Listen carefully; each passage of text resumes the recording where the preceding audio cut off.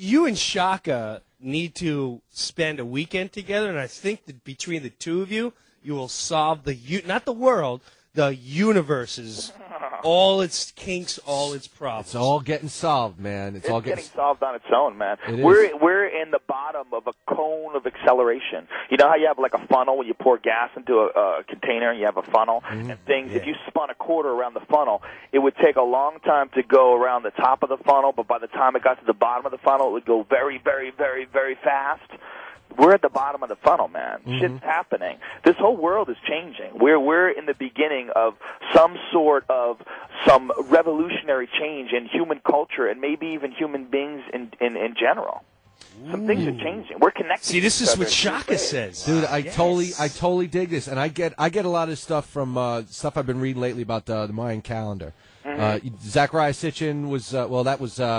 That's the Sumerian text. That's Sumerian text, but Carl Koloman and Ian Lungold, right? Have you ever read any Terence McKenna? Yeah. You turned me on to him, actually. Yeah, that's the guy to listen to. That guy was a super genius, and he was a tripper. All of his ideas, and one of the few trippers that freely admits that all of his ideas came from psychedelics. Right. I tell everybody that 99% of my jokes come from weed. 99%. I openly admit it on stage. I say I would have never come up with that joke if it wasn't for weed. It's impossible.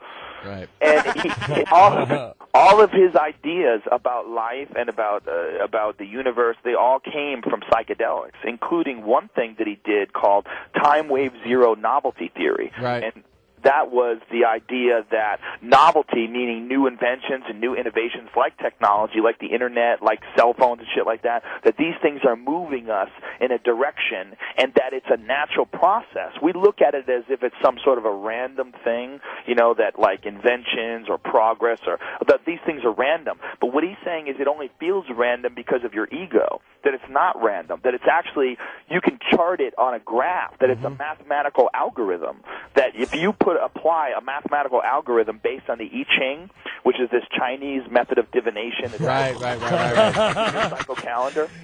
And if you apply that 13 lunar cycle calendar, you apply this I Ching to the universe, to life, and even to past history, you can see waves in time and innovation that show you that we're moving in a direction on purpose. Beat you up, bro. Dude. And we all play a part of it. You're playing a part of it with this satellite radio show, man. This is revolutionary communication. We're swearing. We're talking about pussy. You could say cunt. You could say nigger. You could say whatever the fuck you want, faggot. You can say whatever you want. People are listening to it in their car. That's revolutionary, man. Right. We're talking, you and I are talking, Jim, we've been friends for years, but we're talking like buddies in front of the world. We're not talking like two dickheads on a fucking couch, like in Tonight Show. So, right?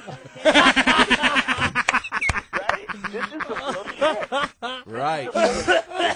There's no commercial breaks. Come on, this is the real shit right here.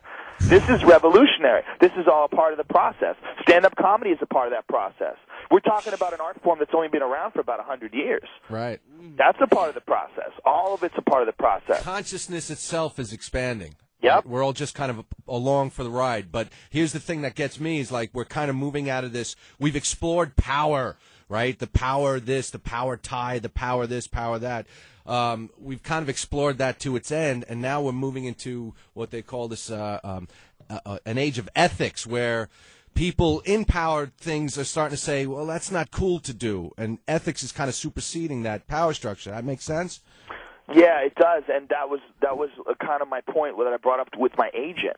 The ethics question about like the choices of which direction do you want to take this to, and the fact that life moves in like karma and like the law of attraction. That's all real shit. That's energy. And your life moves in a certain direction based on the choices you make as far as like which way you want your energy to go, whether you want it to go in a positive direction or whether you want it to go in a negative direction. You're sick to hang out with, right? If I ever go into a revolution, you're the guy to bring us there. I always thought I would have no problem going. You are the true fearless leader. No I doubt. don't care what anyone says. After he He's talks, I just want to give him money in a basket, man.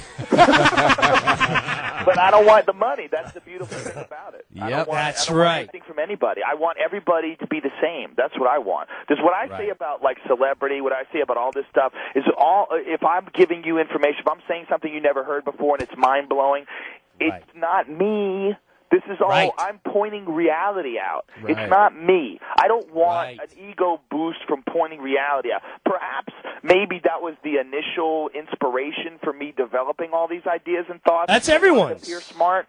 You know, it's very possible that was the, many years ago when this process started. But now I realize it's not me. Me pointing out reality is just reality. All I am is a fucking conduit. That's all we all are. Right. I read this quote by Nelson Mandela, who I got to be honest with you, I have no clue what he did. I went to Africa, I had no clue what this guy did. All I remember is hearing him, and I just thought black and something with revolution and troublemaker, whatever. And I went to this, Troublemaker. Troublemaker. This guy's trouble. Racist. Cough. Racist. This nigger's in problem. I'll tell you that right now, they Carl. put him in jail for a reason. I'll tell you that. That's right. This nigger's stirring up shit, and I don't like it.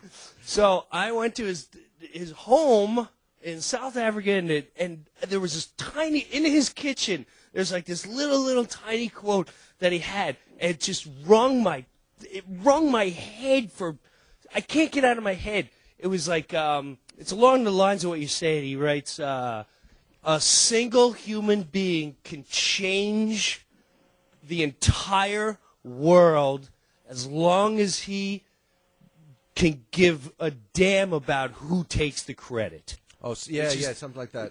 You can change the world as long as you don't go, I'm the one that made this all. Exactly. Just let it be. You can inspire. Joe might have just inspired one person who will inspire the most important person, and another person will all change, and Joe will never go, if it wasn't for me. No. Go if it wasn't for me are fools.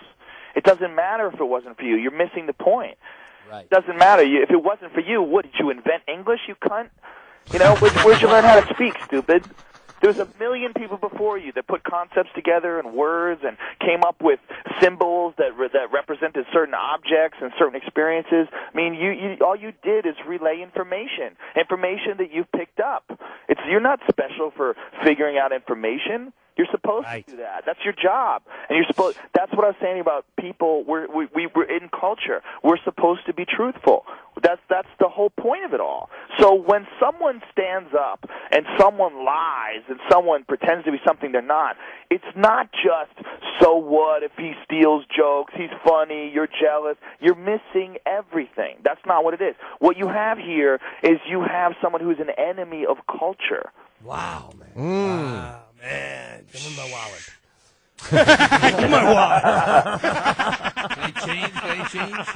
You can keep your wallet. I don't want it. Man, Rogan, you And really that- say it, baby. Wow. But you know what I'm saying, man? I mean, that's really what it's all about. When you're not, look, you got to tell the truth about everything, dude. You got to tell the truth about who farted. You got to tell the truth about, did you fucking bump your car off that guy's door? Oh, you did? Shit. You better write him that letter and leave your fucking phone number. You got to tell the truth, man. Set you free. Yeah. Yeah, it really does. And if you don't, man, those little victories that you get by not telling the truth eventually will come fuck your ass. They're eventually going to come haunt you, and they're going to hold you down and fuck your ass. And that's what happened to Carlos Mencia. The truth held him down and fucked his ass over the internet.